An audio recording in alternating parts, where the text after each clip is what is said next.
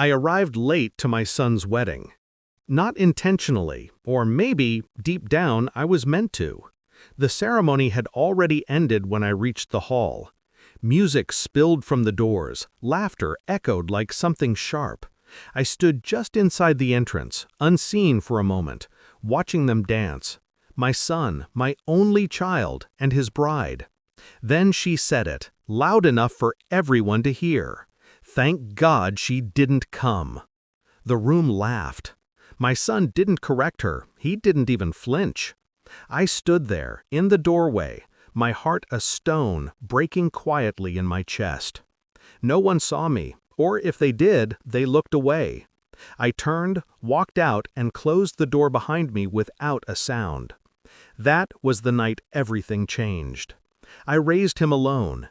His father left when he was 8, another man who found comfort in betrayal. I thought I'd done better with my boy. I taught him kindness, taught him loyalty.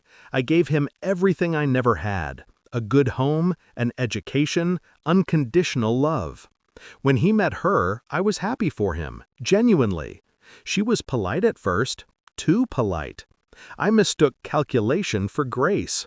I didn't see the way she watched me, the way she measured every word I said like weighing threats. I thought she just wanted to fit in. The first crack appeared when she started speaking for him. At dinners, at family gatherings, she answered before he did. She interrupted, smiled sweetly, and turned conversations away from me. I noticed how he stopped calling, how his visits grew shorter, how his laughter changed, quieter, distant. Then came the message. An email not meant for me. A mistake, or maybe a test. It was a forwarded thread between her and her mother. We'll need to keep her away from the wedding. She'll make everything about herself like always. Poor David doesn't see how manipulative she is. Manipulative. That word sat in my throat for days. I didn't confront them, not yet. Emotion is a weapon best unsheathed when the room is silent. I smiled through every conversation after that. I offered to pay for the venue, the dress, even their honeymoon. She hesitated, said they couldn't possibly accept. I insisted, because she needed to believe I was still the fool. That was my first move. I had already transferred part of my savings into an account, not for them, but for me. Quietly, I changed my will, adjusted the property titles. Every investment, every share I had ever given my son in trust, frozen, all under a legal clause he didn't know existed. I had written it years ago, after his father left.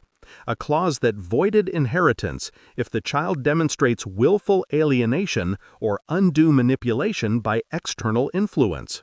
I had a lawyer draft it, signed, notarized, and sealed, ironically, in his name. The day before the wedding, I sent a polite message, "I might be late. Don't wait for me." I knew she'd read it, and I knew she'd twist it into something cruel. When I walked away from that hall, I didn't cry. I went home, poured a drink, and watched the recording I had arranged weeks before, the private investigator's footage. Her mother meeting with a contractor I'd hired to pose as a planner. Their conversation was clear. They planned to convince my son to sell my house once I was too old to live alone. That was my second move. I uploaded the recording to a private drive, set a timed email for 8 a.m. the next morning, to my son, her parents, the venue staff, and, poetically, her boss. The subject line read, "A mother's gift." Then I went to sleep. By morning, the celebration had turned to chaos. He called me, 11 missed calls before noon. The 12th, I answered. "Mom, what did you do?" His voice broke. "I told the truth," I said. She's gone. Her job, everyone knows." "I know," I replied. It's strange how light travels, isn't it? One beam, and everything hidden becomes visible. Silence. Then a whisper. "She said you'd destroy me." "I built you," I said. "I just took back what was mine." By the week's end, he came to see me. He looked older, defeated. The arrogance she'd taught him had vanished. "I didn't know, Mom," he said. "Yes, you did," I replied. "You just didn't want to." He wept. I let him. Forgiveness is not always spoken. Sometimes it's just the absence of further punishment. He left with nothing but his guilt. She left town with her disgrace. Now, when I think back to that moment, her laughter, his silence, I don't feel pain anymore, only clarity. They say revenge is best served cold. I disagree.